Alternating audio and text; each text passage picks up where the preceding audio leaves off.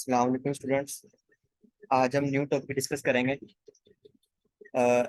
AWS elastic been stock, ये एक new service है AWS के अंदर।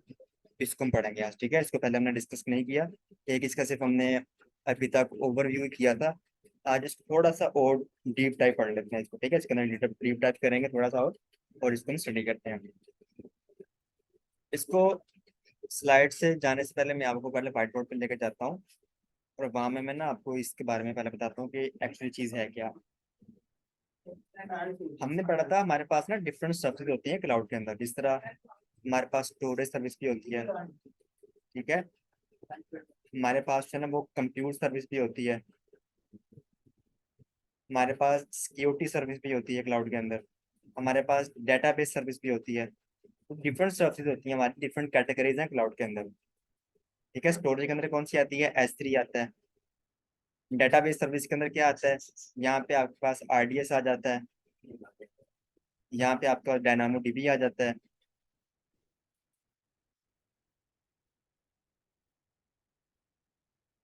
सिक्योरिटी सर्विस के अंदर क्या चीज आती है? सिक्योरिटी सर्विस के अंदर आपके पास IAM आ जाता है। ये एक सर्विस है जो सिक्योरिटी के अंडर आती है, ठीक है। ये हमने पढ़ा था। अब जो कंप्यूटर सर्विस होती है उसके अंदर भी डिफरेंट चीजें आती हैं, डिफरेंट सर्विसेज आती हैं। जिस तरह हमारे पास EC2 आ जाता है। हमारे पास यहाँ पे लैम्डा आ जाता है। यहाँ हमारे पास आ जाता है इलास्टिक बीन स्टॉक, जिसको आज हम पढ़ेंगे। इलास्टिक, मैं शॉर्ट फॉर्म लिख रहा हूँ इसकी, bean and stalk. Elastic beanstalk, ठीक है, शॉर्ट फॉर्म लिख रहा हूँ। तो यहाँ पे देखें, कंप्यूटर सर्विस के अंदर EC2 भी आ रहा है और कंप्यूटर सर्विस के अंदर इलास्टिक बीनस्टॉक भी आ रहा है। दोनों कंप्यूटर सर्विस के अंदर आ रही हैं। लेकिन इसके अंदर डिफरेंस क्या होता है? डिफरेंस इसके अंदर सिर्फ प्लेटफॉर्म का होता है। अब वो किस तरह होता है?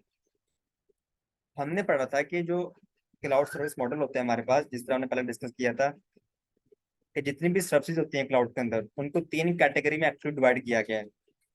कुछ सर्विसेज इंफ्रास्ट्रक्चर सर्विस के अंदर आती हैं, कुछ सर्विसेज हमारे पास प्लेटफॉर्म एज सर्विस के अंदर आती हैं, ठीक है। और कुछ सर्विसेज हमारे पास आती हैं सॉफ्टवेयर एज सर्विस के अंदर।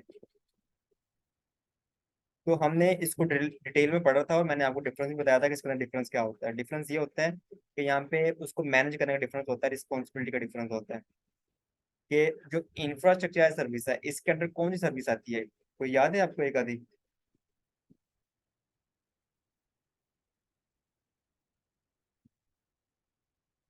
इंफ्रास्ट्रक्चर सर्विस के अंदर हमारे पास आता है, EC2 है। हाँ बिल्कुल, EC2 यहाँ पे हमारे आती है पास जो है ना वो इंफ्रास्ट्रक्चर। EC2 आता है, ठीक है। और इसी तरह जो सॉफ्टवेयर सर्विस है, यहाँ पे हमारे आ जाता है SNS। तो हमारे पास छोटी बड़ी की सर्विसेज होती हैं,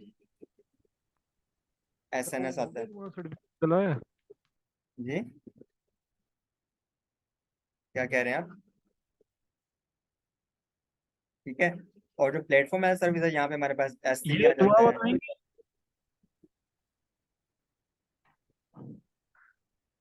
S3 आ जाता है, डिफरेंट कैटर। सॉफ्टवेयर सर्विस में आपने क्या?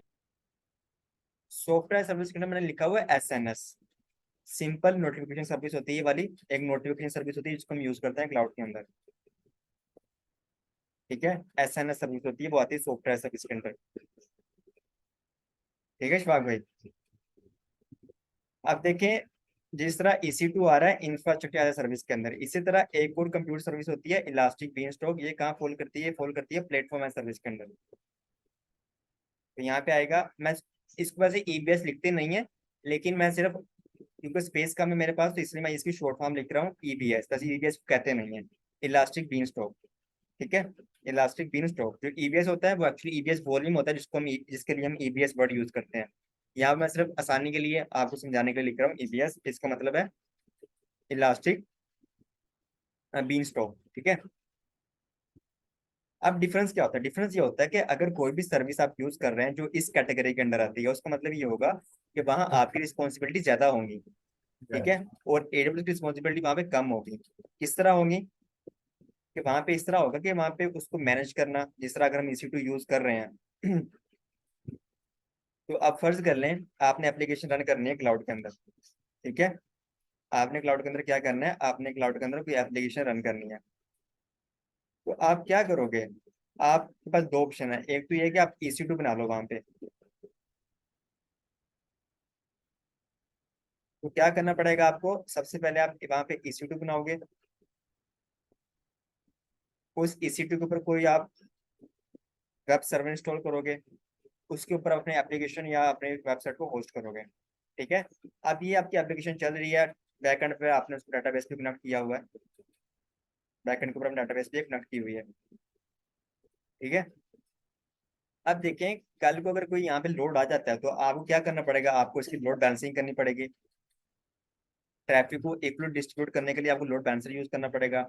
अब सर्वर की कैपेसिटी को इंक्रीज या कम करने के लिए, सर्वर आपके लोड बढ़ जाए उसको मैनेज करने के लिए आपको ऑटो स्केलिंग यूज करनी पड़ेगी। यहाँ पे ऑटो स्केलिंग यूज करनी पड़ेगी। ठीक है। अगर कल को EC2 का जो आप ऑपरेटिंग सिस्टम यूज कर रहे हैं EC2 के अंदर, अगर उसका कोई वर्जन अपग्रेड हो जाता है तो आपको उसको अपडेट करना पड़ेगा। सिक्योरिटी पैचेस आते हैं, आपको वो लगाने पड़ेंगे। विंडो को मेंटेनेंस करना है, आपको वो सारा काम करना पड़ेगा। किसके थ्रू करना पड़ेगा ये सारे काम, अपडेशन कॉन्फ़िगरेशन वाले हम किसके लिए करते हैं, जो कॉन्फ़िगरेशन वाला काम हम किसके थ्रू करते हैं, कौन सी सर्विस यूज करते हैं उसके लिए भाइयों। पैचेस लगाना, उसको अपडेट करना, वो सारी चीजें किसके थ्रू करते हैं, विंडो मेंटेनेंस। सक्सेसफुल। नहीं नहीं, एक सर्विस होती है, हमने लैब भी की थी उसकी, सिस्टम मैनेजर। ठीक है। हाँ। सिस्टम मैनेजर का यूज करेंगे, या तो सिस्टम मैनेजर का यूज करेंगे, अगर आपने ओपन सोर्स टूल यूज करने हैं फिर वहां पे आप शेफ पपेट यूज करोगे। यहाँ पे एक और बात, आप सिस्टम मैनेजर भी यूज कर सकते हैं। एक और सर्विस होती है ओप्स वर्क।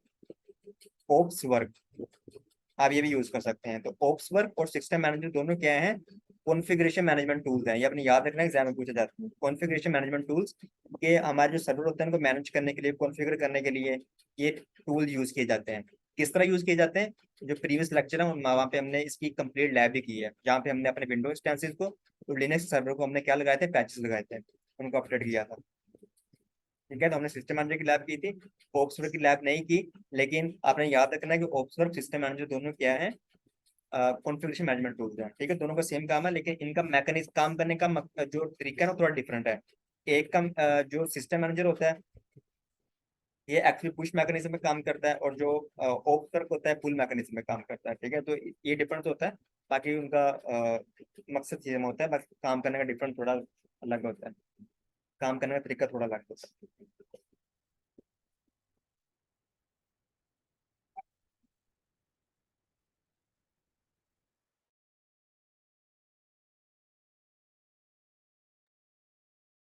ठीक है। तो आपको सारे काम खुद करने पड़ेंगे यहाँ पे, सारे काम। फिर जो डेटाबेस है उसको भी आपने हैंडल करना है, उसको मैनेज करना है, उसकी ऑटो स्केलिंग, वो सारी चीजें आपको खुद करनी पड़ेंगी। ठीक है। अगर आप ऑटोमेटिकली नहीं कर रहे, उसके बैकअप करने वो भी आप खुद करेंगे। लेकिन हम चाहते हैं कि हम अपनी एप्लीकेशन को तो डिप्लॉय करें AWS के ऊपर, लेकिन ये सारे काम हम खुद ना करने पड़े। ठीक है। उसकी ऑटो स्केलिंग, लोड बैलेंसिंग, उसके पैचेस, मेंटेनेंस, कॉन्फ़िगरेशन हमें खुद ना करनी पड़े। तो उसके लिए फिर आप क्या करेंगे, उसके लिए फिर आप यूज करेंगे इलास्टिक बीनस्टॉक। इलास्टिक बीनस्टॉक किस लिए यूज की जाती है, जो मैं अभी कीवर्ड लिखूँ ना, अपने याद रखना है। इलास्टिक बीनस्टॉक यूज की जाती है to quickly deploy, to quickly deploy applications. ये जो क्विकली वाला लफ्ज है ना, आपने याद रखना एग्जाम में, ये किस तरह कीवर्ड यूज होते हैं। कि टू डिप्लॉय एप्लीकेशन क्या यूज कर सकते हैं, फॉर डिप्लॉय एप्लीकेशन हम EC2 भी यूज कर सकते हैं। ठीक है। अगर वो आपसे पूछ ले कि to quickly deploy, for quickly deploy, हमने उसको, हम चाहते हैं कि हम जल्दी से उसको वहां पे डिप्लॉय कर दें अपने एप्लीकेशन को, और हमें कुछ भी मैनेज ना करना पड़े।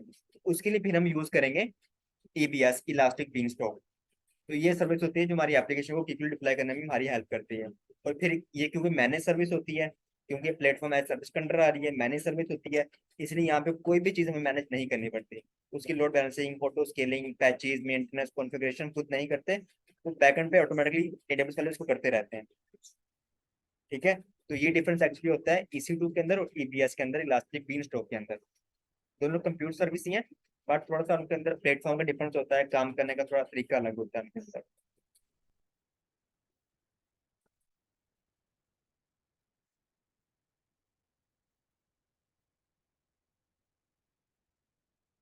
अब हम इसको यहाँ पे रीड कर लेते हैं जरा।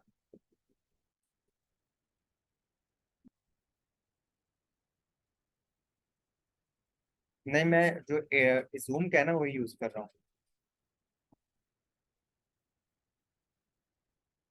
अब यहाँ पे देखें, समटाइम एग्जाम के अंदर क्लाउड प्रैक्टिशनर के अंदर वो आपसे भी पूछ लेते हैं कि इलास्टिक बीनस्टॉक किस प्लेटफॉर्म के अंदर आती है, तो ये प्लेटफॉर्म एज अ सर्विस के अंदर आती है। ठीक है, यहाँ पे लिखा भी हुआ for quickly deploys scales and manage web applications, reduce management complexity, you maintain control of your resources. तो इसको हम यूज तो करते हैं, लेकिन यहाँ पे हमने क्या चूज करना होता है, हमने ये चीजें चूज करनी होती हैं। चूज योर इंस्टेंस टाइप, जब भी हम इलास्टिक बेंचमार्क के ऊपर काम करेंगे तो ये चीजें हमें खुद बतानी पड़ेंगी, ये वाली चीज जो यहाँ पे लिखी हुई है। चूज योर इंस्टेंस टाइप, आपको बताना पड़ेगा कि मेरी जो एप्लीकेशन चलेगी उसके लिए इंस्टेंस टाइप कौन सा लेना है मैंने। ठीक है, इंस्टेंस टाइप के अंदर हम क्या डिफाइन करते हैं जी भाइयों? इंस्टेंस टाइप के अंदर हम क्या डिफाइन करते हैं? इंस्टेंस टाइप के अंदर हम मेमोरी और सीपीयू यूटिलाइजेशन डिफाइन करते हैं। ठीक है, वर्चुअल जो सीपीयू होते हैं उसको डिफाइन करते हैं, वो डिफाइन करेंगे। चूज योर डेटाबेस, अपनी एप्लीकेशन को बैकएंड के ऊपर कौन से डेटाबेस से कॉन्फ़िगर करना है, कनेक्ट करवाना है आपने, वो चूज करेंगे। Set and adjust Amazon EC2 auto scaling, तो वन टाइम तो हम उसको कॉन्फ़िगर करेंगे, जो ऑटो स्केलिंग ग्रुप होता है उसको हम बनाएंगे। ठीक है, अपडेट योर एप्लीकेशन, अपनी एप्लीकेशन को अपडेट करेंगे। Access server logs and enable HTTP load balancer, load balancer हम कॉन्फ़िगर करेंगे। तो ये कुछ चीजें होती हैं जो हम at the time of creation of elastic benchmark हम इसको कॉन्फ़िगर करते हैं। बाकी बाद में जो चीजें होती हैं, स्केलिंग करना, मैनेज करना और डिप्लॉय करना, वो कौन कर रहा था? वो एडमिस वाले कर रहे होते हैं। ठीक है, वो ऑटोमेटिकली हो रहा होता है इलास्टिक बीन स्टॉक के थ्रू।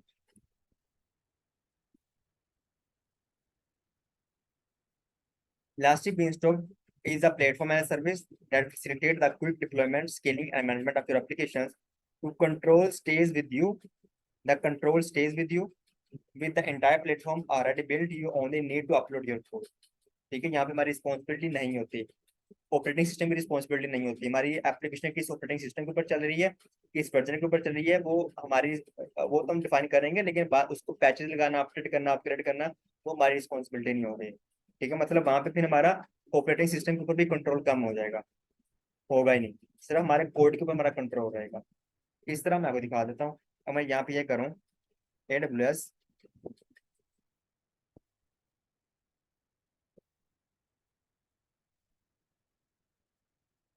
यहाँ पे देखें,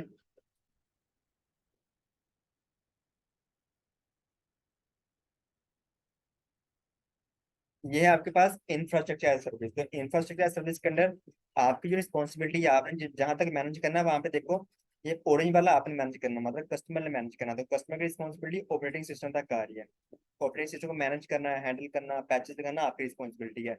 अगर हम प्लेटफॉर्म एज सर्विस यूज कर रहे हैं तो वहाँ पे हमारी रिस्पॉन्सिबिलिटी यहाँ तक खत्म हो जाती है। हमारी रिस्पॉन्सिबिलिटी यहाँ पे सिर्फ हमारे कोड तक रहती है, हमारा कोड, हमारा डाटा। ठीक है, और अगर कोई सर्विस यहाँ पे पुल करती है सॉफ्टवेयर सर्विस के अंदर, तो यहाँ पे कस्टमर की रिस्पॉन्सिबिलिटी बिल्कुल खत्म हो जाती है। हम सिर्फ यूज करते हैं, जिस तरह व्हाट्सएप होता है उसको हम यूज करते हैं, एज अ सॉफ्टवेयर यूज करते हैं, एप्लीकेशन का एज सॉफ्टवेयर यूज करते हैं। ठीक है, इसी तरह जो इलास्टिक बीनस्टॉक है वो प्लेटफॉर्म एज सर्विस के अंडर आती है।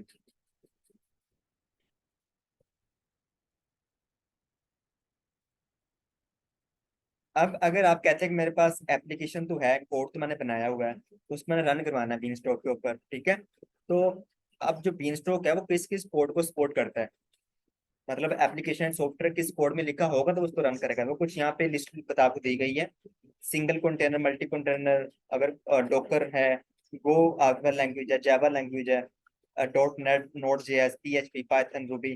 तो अगर इनमें से कोई लैंग्वेज में आपने कोड लिखा हुआ है अपनी एप्लीकेशन का, तो आप उसको इजीली इलास्टिक बीनस्टॉक के ऊपर डिप्लॉय कर सकते हो इसको यूज करते हुए। ठीक है, क्योंकि जो इलास्टिक बीनस्टॉक होता है ये इसको सपोर्ट करता है, इन लैंग्वेजेस को सपोर्ट करता है, तो इसलिए आपको लिस्ट ऑफ लैंग्वेजेस यहाँ पे दे दी गई हैं, आप इसको देख सकते हैं। अगर मैं आपको सर्च करके बताऊं,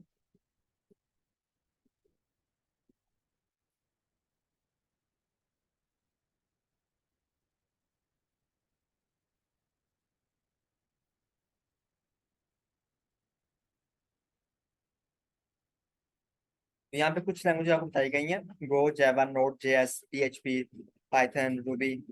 ठीक है, अगर इसको आप यहाँ पे देखना चाहो तो ये इसकी डॉक्यूमेंटेशन होती है, व्हाइट पेपर होता है, यहाँ से आप इसको इजीली रीड कर सकते अगर किसी और लैंग्वेज में लिखा गया है तो उसको नहीं चलाएगा, अभी कोड को रन नहीं करेगा। ठीक है भाइयों, यहाँ पे तमाम इसकी लिस्ट दी गई है आपको, ये सारी है यहाँ पे।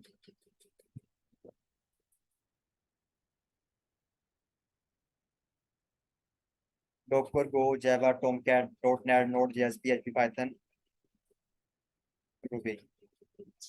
ठीक है, तो ये कुछ लैंग्वेज होती हैं जो सपोर्ट करता है इलास्टिक बेअसबॉक। अगर इसके अलावा किसी लैंग्वेज में लिखी गई है तो आपको वो नहीं देगा।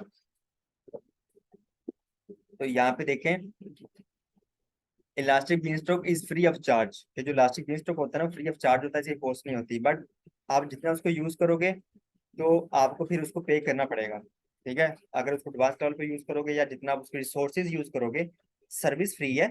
लेकिन वैसे इसका यहाँ पर कोई बनता तो नहीं है कहने का, ऑब्वियसली अगर पेड है तो पेड है। फ्री पता नहीं क्यों लगाया हुआ है, यहाँ पे कह रहे हैं कि फ्री है, फ्री तो नहीं होती, ऑब्वियसली इसके चार्जेस होते हैं सर्विस को यूज करने के। तो फ्री भी लिखा हुआ है, साथ में ये भी बताया हुआ है। खैर ये तो फिर हर बिजनेस के अंदर होता है कि डिफरेंट तरीके से लोग जो है ना वो एडवर्टीजमेंट करते हैं अपनी, तो ये भी एक तरह का होता है उनका। तो वो कह रहे हैं कि फ्री है, फ्री ऑफ चार्ज है, बट आपको पे भी करना पड़ेगा। दोनों चीज़ यहाँ पे लिखी गई है। ठीक है, ऑब्वियसली पे करना ही पड़ेगा ना, अब जो रिसोर्सेज हम यूज करेंगे इलास्टिक बेंचमार्क के अंदर, या जितनी देर हमारी एप्लीकेशन रन करेगी, तो हमें पे करना पड़ेगा। ठीक है, तो खैर डॉट नेट को सपोर्ट करता है। ठीक है, तो आईएएस को ये सपोर्ट नहीं करेगा, क्योंकि यहाँ पे जितना भी हम काम करते हैं ना इलास्टिक बेंचमार्क के अंदर, वो हम करते हैं सीएलआई के थ्रू। ठीक है, यहाँ पे आपको कंसोल जो है ना वो नहीं मिलता आपको। तो यहाँ पे सारा काम सीएलआई के थ्रू होता है, इसके ऊपर, बीम स्टॉक के ऊपर।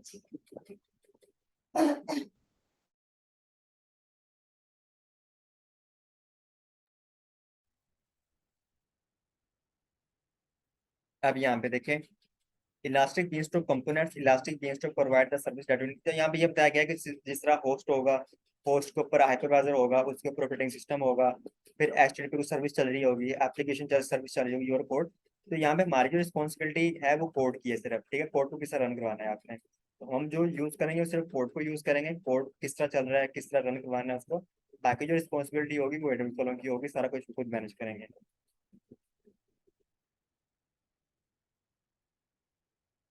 Elastic beanstalk enhances developer productivity by simplifying the process of deploying your applications। ठीक है, तो अगर मैं आपको यहाँ पे एक और चीज बताऊं, अ,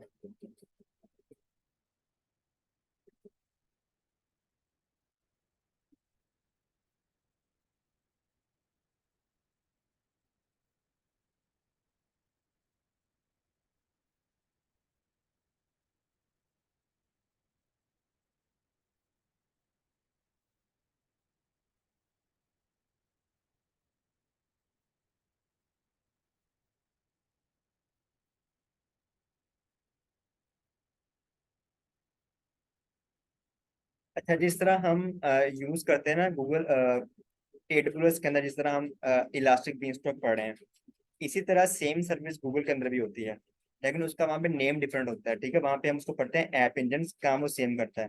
लेकिन अगर मैं अपना आपको बताऊं, पॉइंट ऑफ व्यू बताऊं, तो वहाँ पे जो है ना, जो गूगल का ऐप इंजन है वो ज्यादा जो है ना वो रिलायबल है इससे, इलास्टिक बेंचमार्क से। वहाँ पे काम करना, चीजों को मैनेज करना, हैंडल करना जरा इजी होता है हमारे लिए।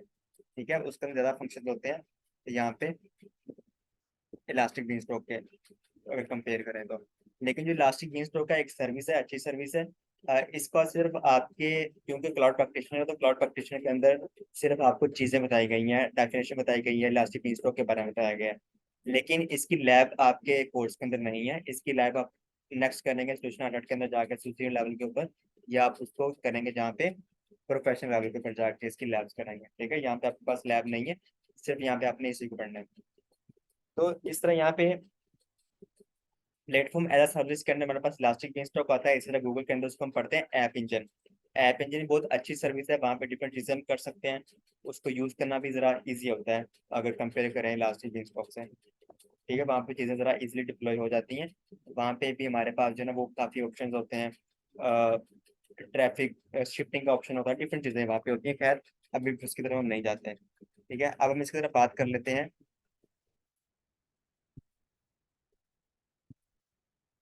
स्केलिंग की। ठीक है, अब देखें कि हमारे पास जो ना, हमने बोला कि जब आप इलास्टिक बीन स्टॉक यूज करते हो सर्विस, तो वहाँ पे स्केलिंग भी ऑटोमेटिकली होती रहती है। ठीक है, अब स्केलिंग किस तरह होगी? मैंने आपको ये बताया था कि जो स्केलिंग होती है ना, वो एक्चुअली दो तरह की होती है। ठीक है भाइयों, स्केलिंग हमेशा कितने तरह की होती है? दो तरह की होती है। एक हमारे पास होती है वर्टिकल स्केलिंग, एक होती है वर्टिकल स्केलिंग, और दूसरी हमारे पास होती है हॉरिजॉन्टल स्केलिंग।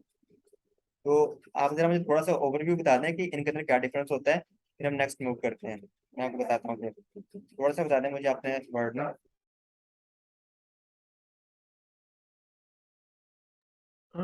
वर्टिकल स्केलिंग में जो EC2 इंस्टेंस है उसी पे ही उसको हम अपग्रेड वगैरह कर रहे होते हैं, उसकी कॉपी नहीं कर रहे होते हैं।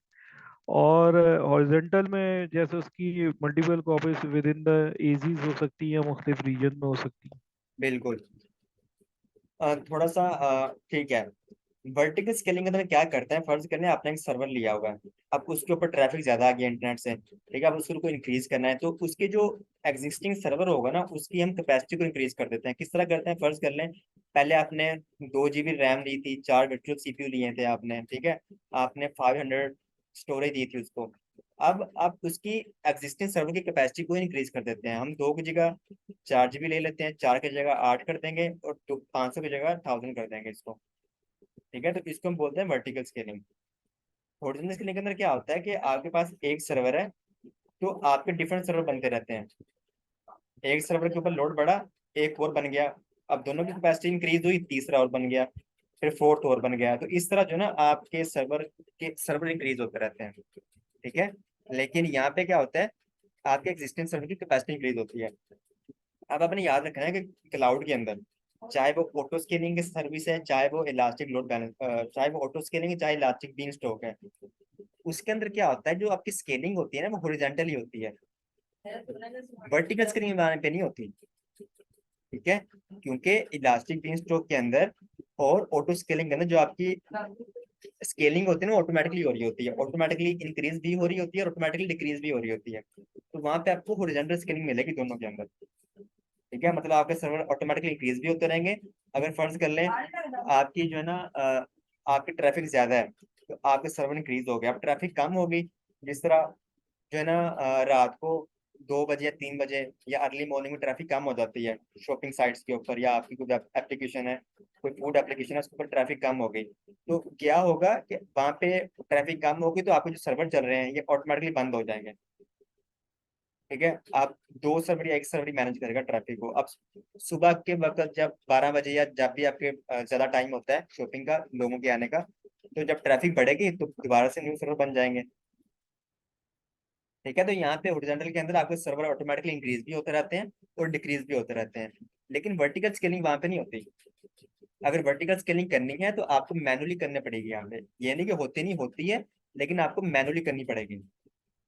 ठीक है, जो हॉरिजॉन्टल स्केलिंग होती है ऑटोमेटिकली होती है, ये ऑटोमेटिकली होती है क्लाउड के अंदर, और ये मैनुअली करनी पड़ेगी आपको।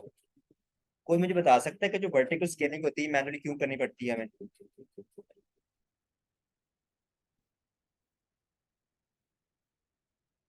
चलिए मैं आपको बता देता हूँ। जो वर्टिकल स्केलिंग होती है ना, ये आपको मैनुअली इसलिए करनी पड़ती है क्योंकि हमने ना शुरू शुरू में जब हमारा फर्स्ट मॉड्यूल था, आपको याद नहीं होगा, हमने लैब परफॉर्म की थी, जिसमें हमने ये किया था कि हम अपने एग्जिस्टिंग सर्वर की कैपेसिटी को, उसकी इंस्टेंस टाइप चेंज करते थे। ठीक है, इंस्टेंस टाइप चेंज करते थे अपने सर्वर का। इंस्टेंस टाइप को चेंज करने के लिए क्या करना पड़ता है, सबसे पहला स्टेप, आपको अपने सर्वर को स्टॉप करना पड़ता है। स्टॉप करके फिर आप उसको मॉडिफाई करोगे, उसकी कैपेसिटी को इंक्रीज करोगे, इंस्टेंस टाइप दोगे, उसको अलग से चेंज करोगे, और फिर दोबारा से आप उसको स्टार्ट करोगे।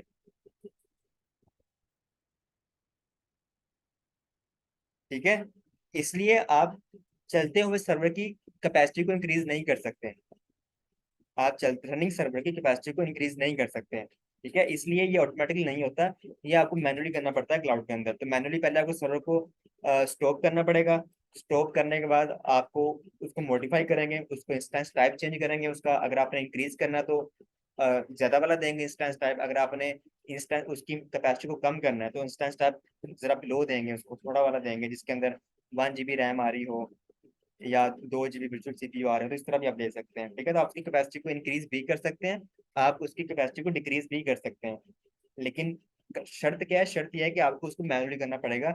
ये चीज आपको ऑटोमेटिकली नहीं मिलेगी क्लाउड के अंदर, चाहे वो आप इलास्टिक बेअनस्टॉक यूज कर रहे हैं, चाहे वो ऑटो स्केलिंग यूज कर रहे हैं।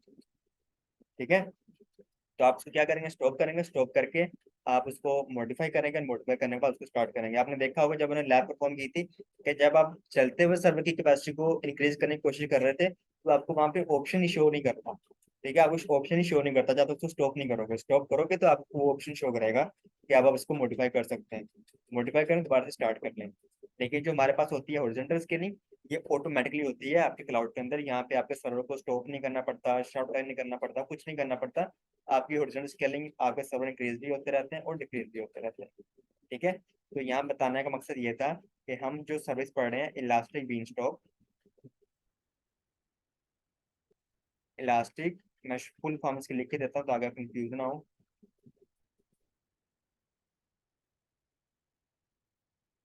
यहाँ पे क्या होगा, यहाँ पे आपको हॉरिजॉन्टल स्केलिंग मिलेगी। यहाँ पे आपको क्या मिलेगी, हॉरिजॉन्टल स्केलिंग मिलेगी।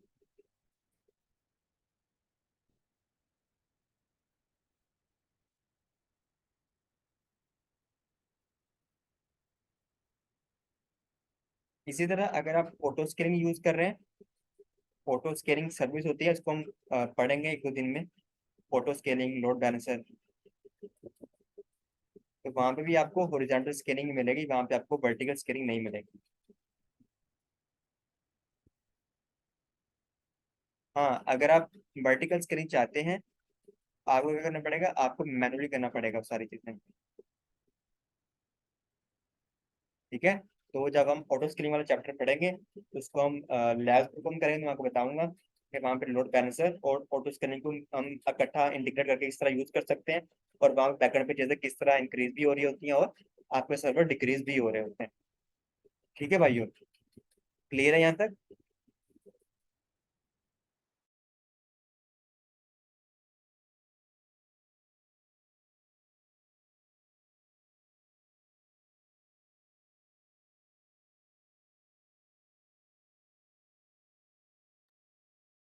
Elastic beanstalk is free of charge.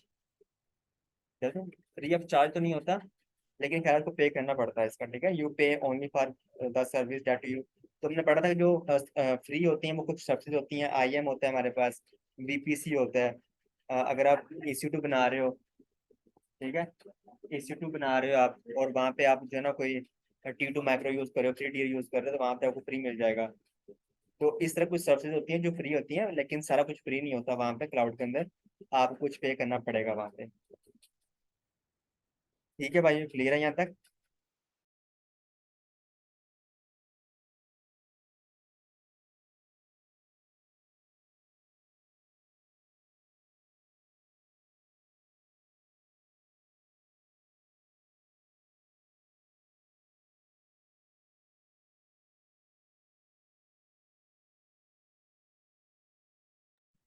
तो अगर आप किसी भी चीज़ की डॉक्यूमेंटेशन पढ़ना चाहते हैं तो आप, ये बेस्ट है आपके पास प्लेटफॉर्म।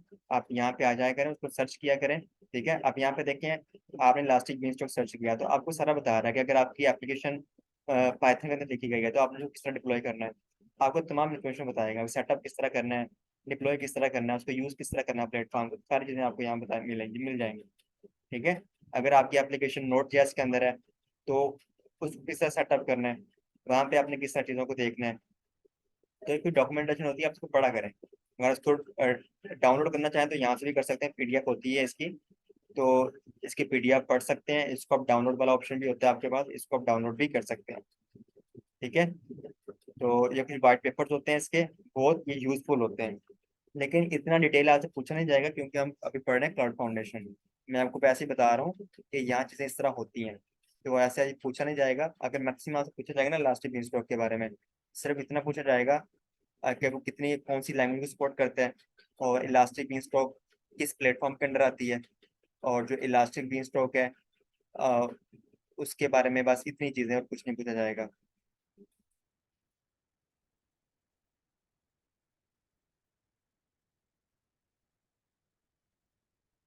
इलास्टिक बीनस्टॉक को हम ईवी भी पढ़ते हैं, तो ये हमारा होता है CLI। अगर आपने CLI की तो यहाँ पे मोस्टली काम जो हमारा होता है वो CLI के थ्रू होता है इलास्टिक बीनस्टॉक के अंदर। जो हमारा इलास्टिक बीनस्टॉक होता है यहाँ पे मोस्टली काम हमारा CLI के थ्रू होता है। तो यहाँ पे आपको ग्राफिकल इंटरफेस बहुत कम देखने को मिलता है, लेकिन वहाँ पे मिलता है, लेकिन आप वहाँ पे सिर्फ चीज़ों को मॉनिटर कर सकते हैं, लेकिन वहाँ पे कोई काम नहीं आप परफॉर्म कर सकते। ठीक है, आपने जो भी काम परफॉर्म करना है आपने CLI के थ्रू ही करना है।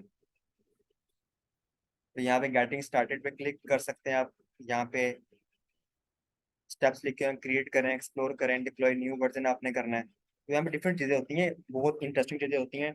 और न्यू वर्जन आप अगर एक ही एप्लीकेशन का डिफरेंट वर्जन क्रिएट करना चाहते हैं तो वो भी कर सकते हैं। ठीक है, अगर आपके पास एक वर्जन चल रहा है एप्लीकेशन का, अब आप चाहते हैं कि मैं उस वर्जन से न्यू वर्जन आ गया एप्लीकेशन का उसको डिप्लॉय करना चाहता हूँ, तो आप उसको डिप्लॉय कर सकते हैं। फिर इसी तरह आपकी जो एप्लीकेशन का जो ट्रैफिक पुराने वर्जन पे आ रही होगी, आप बाद में शिफ्ट भी कर सकते हैं न्यू वर्जन के ऊपर। तो डिफरेंट चीज़ें यहाँ पे आप कर सकते हैं, बहुत इसके अच्छे चीज़ें होती हैं, बहुत मज़ा आता है इनको करने में, पढ़ने में। तो वो फिलहाल आप उसको डिटेल में जाके पढ़ेंगे सोल्यूशन आर्ट के अंदर, एसोसिएट लेवल के अंदर, और जो हमारे पास होता है प्रोफेशनल लेवल, वहाँ पे आप देखेंगे।